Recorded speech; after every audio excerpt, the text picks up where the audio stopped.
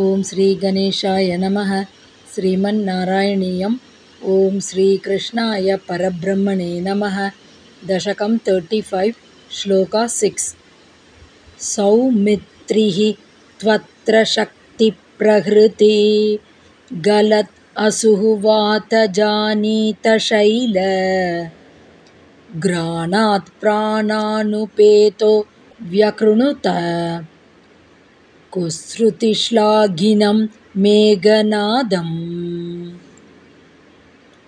మాయాక్షోభేషు విభీషణవచన హృత స్తంభనః కుంభకర్ణం సంప్రాప్తం కంపితోర్వీతలం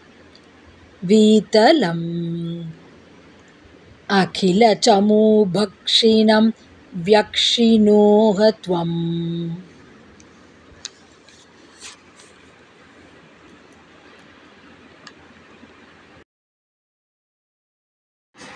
Word by word meaning. Atra, there. Saumitrihi, tu, Lakshmana. Shakti prahriti galadasuhu.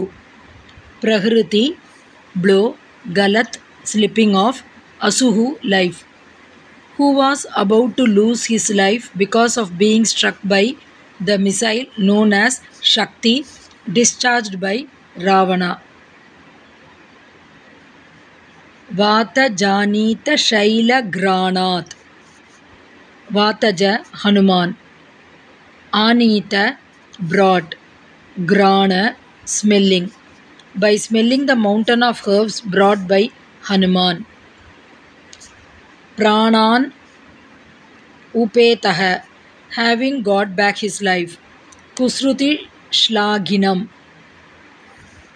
Kusrutihi, deceit. Who had mastered magical arts. Meghanadam, Indrajit. Vyakrunuta, killed. Tvam, thou.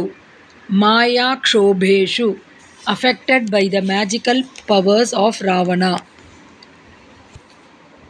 Vaibhishana vachana hrita stambanaha, being freed from the stunning effect by Vibhishana's words. Kampitor Vitalam, Sampraptam. Urvitalam, earth. Who had come making the earth tremble. Akhila Chamu Bhakshinam, and was eating up the entire army. Kumbhakarnam, Kumbhakarna.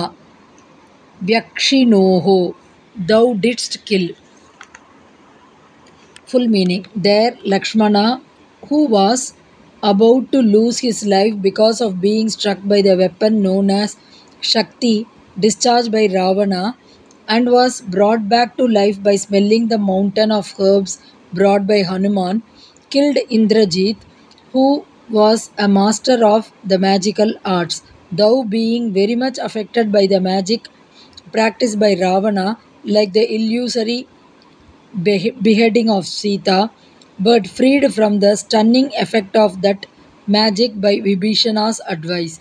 Thou didst then kill Kumbhakarna, who had come making the earth tremble and was devouring the entire army. Om Tat Sat.